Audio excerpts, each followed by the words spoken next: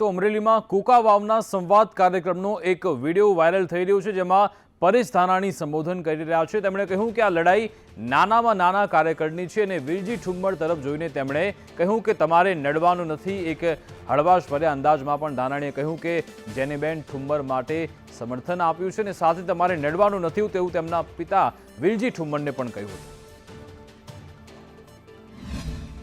તમારે વડીલોએ બધાએ આવતી પેઢીને ઘડવી પડશે અને ઘડવાની જવાબદારી હવે તમારે લેવાની છે।